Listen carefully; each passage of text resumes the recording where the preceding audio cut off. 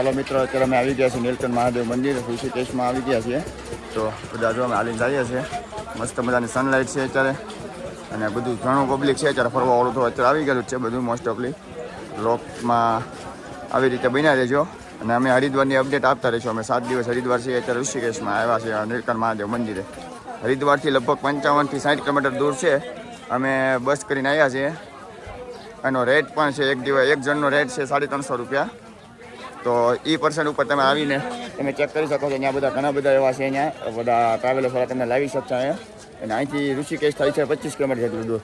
અને જો આવું બધું હોટલો છે અહીંયા અને બધા પબ્લિક બહુ સ્ટુડન્ટ્સ બહુ ફરવા આવે છે અત્યારે.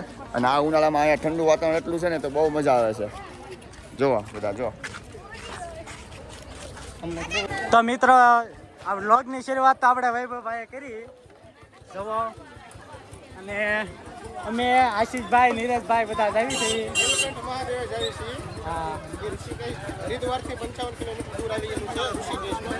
તો જો અત્યારે ટ્રાફિક. ઓ વૈભવ ભાવ હલો, અમારા ઘનાભાઈ છે, કેમ છો?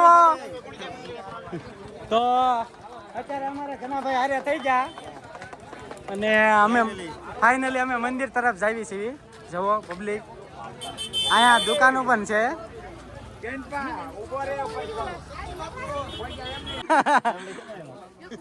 હા વૈભવભાઈ છે અને હું એમની વાટે હતો ક્યારનો 1 કલાક થા.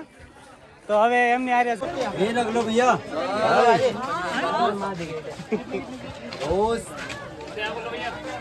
ફાઇનલી મિત્રો અમે અત્યારે આવી ગયા છે મંદિરે. અહીંયા મંદિરનો ગેટ છે. ફાઇનલી મિત્રો અમે અત્યારે પહોંચી ગયા છે મંદિરે. જો અહીંયા મંદિરનો ગેટ છે, તમે જોઈ શકો છો. તો અહીંયા અમારે ચપ્પલ ને બધું કાઢીને પ્રસાદ લેવાનું છે. ચપ્પલ બપલ મૂકીને પ્રસાદ લઈ લઈશું અમે. તો આ બધા અહીંયા વેચે છે પ્રસાદ ને એવું. આ ચપ્પલ મૂકવાના આ રીતના બાસ્કેટ છે મૂકેલા અહીંયા. અને પ્રસાદી લઈને અમે અંદર જઈએ છીએ દર્શન કરવા. Finally ready. તો જો તમને આગળ જઈને બતાવીએ અમે આગળ કેવું છે એ બજાર. મિત્રો અમે જો અંદર જઈએ છીએ. અહીંયા બધા કહેવત એવી છે કે ભવાને તો 20 પીધો તો અહીંયા. તો અમે અત્યારે પહોંચી ગયા છીએ જગ્યાએ. જો અત્યારે ફાઇનલી હા અને ભાઈ જો અમારા આશીષભાઈ એમ કે છે અમને લઈશો બ્લોગમાં. આશીષભાઈને અમારે નકર આવે આખા બ્લોગમાં. મારે એવું લાગે ને તો આશીષભાઈને લેવાના છે. અને ભાઈનું અત્યારે વ્યવહાર બાકી છે. અહીંયા ભવાનાથને એવી પ્રાર્થના કરવાની છે કે આવતા વર્ષે આવે તેની વહુને લઈને આવે અહીંયા. ગોઠવાઈ ગયું છે અત્યારે વ્યવહાર આપણું. લ્યો અને જા કનાભાઈ સિનેમેટોગ્રાફર છે અમારા. હજી ફરવા આવી ગયા છે કપલમાં અને એના 2 છોકરા છે. જો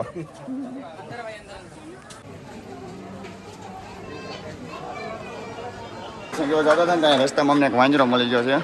દર્શન કરવા 5 નંબરના ઘરેથી ત્યાં જો વાંજરો નાસ્તો જમે છે એનું કાંક અહીંથી વીણીને જો. અને અમે ધીમે ધીમે આગળ જઈએ છીએ. લોકો ભક્તિ કરે છે, બધા મહાદેવની ભક્તિ કરે છે બધા. જો આવી રીતના બધા દર્શન કરવા આવે છે. આવી રીતે ભાવિ ભક્તો બધા ભક્તિ કરે છે બધા. અને આવી રીતે દર્શનમાં જો લાઈન છે આગળ થોડીક, તો ઘડીક અમારે વેઇટ કરવો પડશે.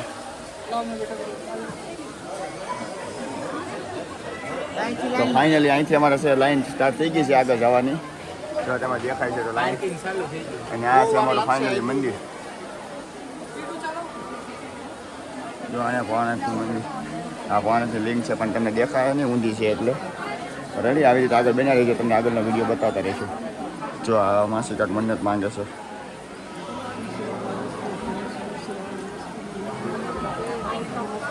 જો અમારા ભાભી કાંઈ મન્નત માંગે છે, એની પૂરી કરે અમારા ભવાનાથી અમારી પ્રાર્થના. તો આવી રીતે બધા જો અહીંયા છે બધા. તો આવી રીતે દોરા બધા બાંધીને મન્નત તો બધા માંગે જ છે. અમારા ઋતુભાઈ એમ કહેશે કે મારે બાંધવો છે. તમારે શું ઈચ્છા છે માંગવાની?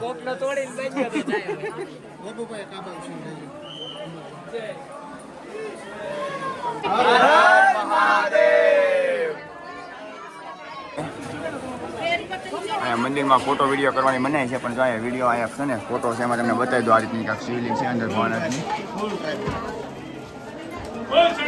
મિત્રો તમને જો દર્શન કરવા હોય તમે નહીં કે પણ તમને લાઈવ ડિસ્પ્લેમાં દર્શન કરાવી શકું છું.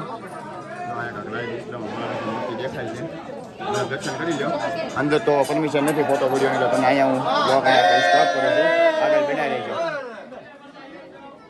જો આવો કા વૃક્ષ છે અંદર મંદિરની અંદર અને બધા દર્શન કરે છે.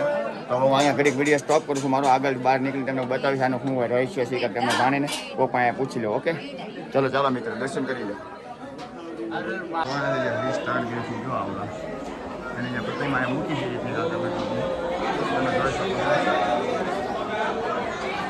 એટલે મિત્ર અમારા ટીકેભાઈ જે છે ને જો અત્યારે ફોટોગ્રાફી કરવા મીના છે. આ એના ઘરના છે. આ ઋતુભાઈ, આશીષભાઈ, ધીરજભાઈ. આમાં જો ટીકેભાઈને આડા આવેલામાં સાઈડમાં આવી આવી છે કારણ આવી રીતે ફોટોશૂટ ચાલુ છે ને. અહીંયા ભવાનાથની વિષ્ણુ જો દેખાય છે તમને મૂર્તિ.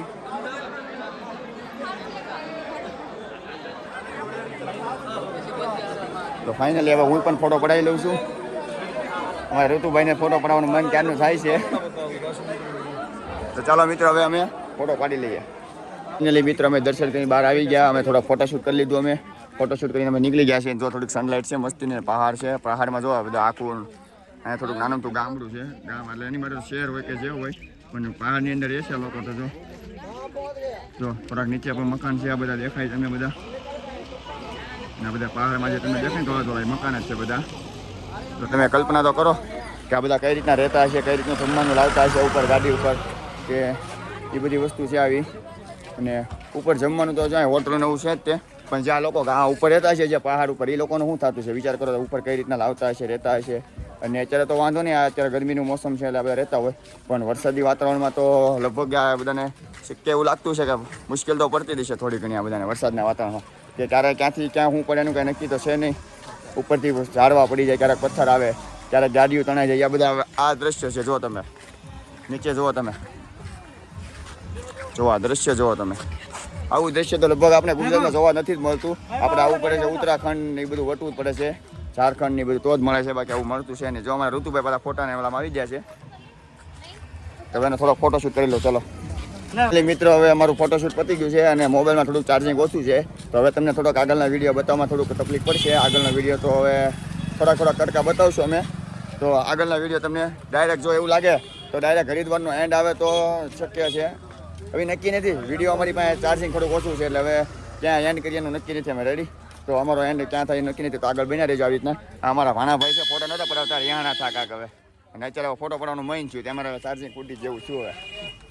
હા નથી કહેતા હો ભામણ ને એક ભાણો યા અમારો ભાણો. તો જો મિત્રો અમારા ઋતુભાઈ ફોટો પડી ગયા ને મોજમાં આવી ગયા ને તમારથી નોખા વહી ગયા. એના ભવાને આગળ કાંઈક માંગી લીધું છે. મેં તમને કીધું ને કાંઈક મન્નત માંગવા માટે દોરો ગોતે છે. તો હવે દોરો તો નથી મળ્યો પણ મન્નત માંગી લીધી છે. હું માંગી નથી ખબર અમારે. અને ફાઇનલી આ ભાઈ તો અમારે આવતા વર્ષે ને વહુને લઈને આવવાના જ છે. મારા ભાભીને લઈને તો એ ફાઇનલ છે. એ ભાઈએ મને કીધું નહોતું કે હું જોઈ આવ્યો છું છોકરી એમ પણ અહીંયા અમે વાત થઈ પછી કીધું કે હું છોકરી જોઈને આવ્યો છું. હવે આવતા વર્ષે ફાઇનલી લઈને આવવાના છે. એ પાકું જ છે. ન આવે તો એને પછીના નેક્સ્ટ યરમાં બાકી આવશે ફાઇનલ છે. આશીષભાઈ જોવો તો આમ લગ્ન કરવાના છે. વાહ મોજ વાહ. હા જો શાબાશ. આ જો આ વાંઢા ગેંગમાંથી નિવૃત્તિ લઈને અમારી ગેંગમાં આવે છે તો એને અમે ખૂબ ખૂબ અભિનંદન આપીએ છીએ. આવો પધારો. Thank you. એટલે મિત્રો અત્યારે અમે હાલીને આવતા હતા તો અમારા બધા સાથીદારો જે હતા ને અમારા જે સાથીદારો હતા એ બધા અહીંયા પોગી ગયા હતા. હું એક વાંહે રહી ગયો હતો થોડું ફોટોશૂટ ને એવું કરું હતું અને અમારા પાવનભાઈ એક રહી ગયા હતા તો દર્શન કરવા નહોતા આવ્યા. અમે ફોટોશૂટ ને બહુ કર્યું છે. શું કેવું તમારું પહાડોની અંદર અને આવા બધા ભાઈબંધ હોય તો પછી કઈ ઘટે. જો આ બધા ભાઈબંધ ઘટવામાં એવું હતું તમે દર્શન કરવા આવ્યા નહીં એમને અફસોસ જો છે પવનભાઈ. આ પહાડોનો નજારો જોઈને પછી તો દર્શન આપોઆપ થઈ જાય. જો એવું ને પહાડનો નજારો જોવો તમે બધા. અમે આજ ઘણા બધા ફોટા પડ્યા એમાં અમારા પાવનભાઈના ફોટા નથી આવ્યા. મજા લેવાય તો ભાઈબંધો હારે જવાનું અને ઈ તે આવા પહાડોમાં. બાયુને લવાય બાયું ન લવાય. તમારે છે અમારે છે અમારે ન કહેવાય. હું લવાય કે ન લેવાય.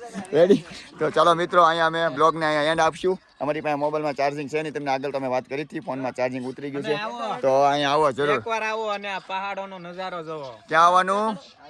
ઉત્તરાખંડ. ક્યાં આવવાનું? ઉત્તરાખંડ. તો ચાલો મિત્રો આ બ્લોગ આપણે એન્ડ કરીએ છીએ. લાઈક કરો, શેર કરો, કોમેન્ટ કરો અને ચલો ઉત્તરાખંડની મોજ કરવા.